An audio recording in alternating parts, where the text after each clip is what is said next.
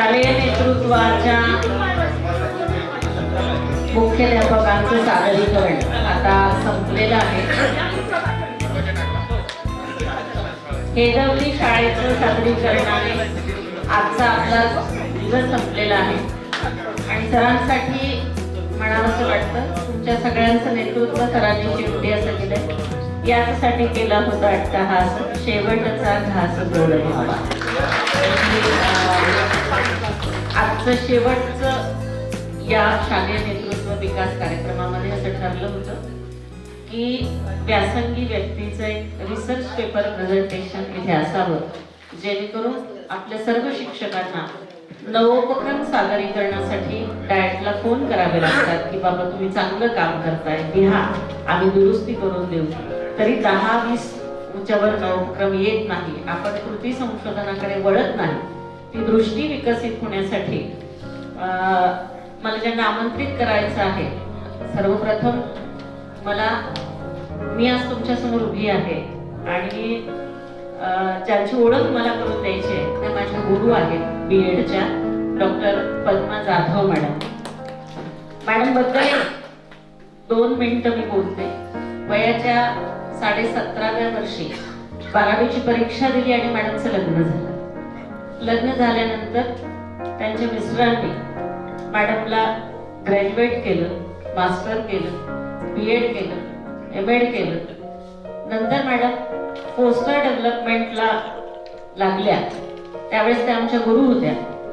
हाडाचे शिक्षक आज आपण सगळेजण या ठिकाणी बसलेलो आहोत, पण ज्या कुमारवयीन किशोरवयीन मुलांमध्ये मुलं BEdला जातात तिथे मॅडमशी आम्ही अनेक वेळा प्रश्न, बौद्धिक चर्चा.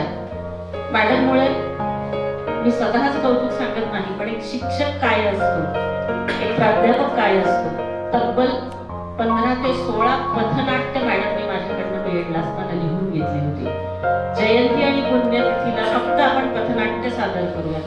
खूप छान नाटकं बसवायचो, मॅडमच्या घरी जायचो, मॅडमचे मिस्टर आमच्याबरोबर खिचडी शिजवू लागायचे. 20-25 लेकरांना खाऊ घालताना ही माऊली डोळे भरून ते सगळं बघायचे. मला असं वाटतं की ही संस्कृतीच आम्ही विसरत चाललेलो आहोत आणि त्या मॅडम आज माझ्या समोर आहे आणि मी आज इथे आहे. मी सुरुवातीला आपली ओळख मुद्दामून करून दिली नाही. मी डॉक्टर मंजुषा क्षीरसागर, वरिष्ठ अधिव्याख्याता, जिल्हा शिक्षण व प्रशिक्षण संस्था, छत्रपती संभाजीनगर.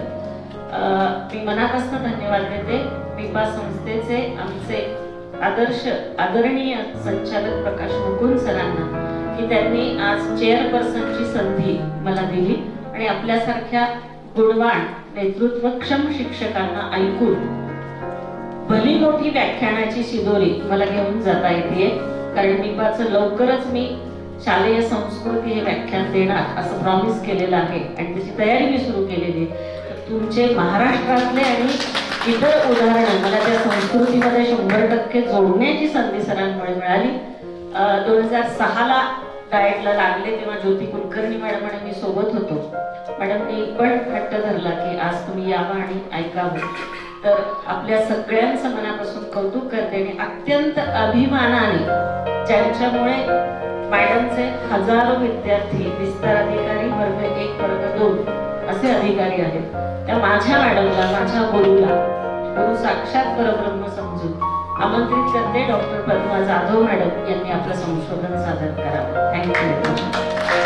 नंतर महाराष्ट्र लोकसेवा आयोगाकडनं शासकीय अध्यापक विद्यालयामध्ये प्राध्यापिका म्हणून जॉईन झालेल्या. थँक्यू.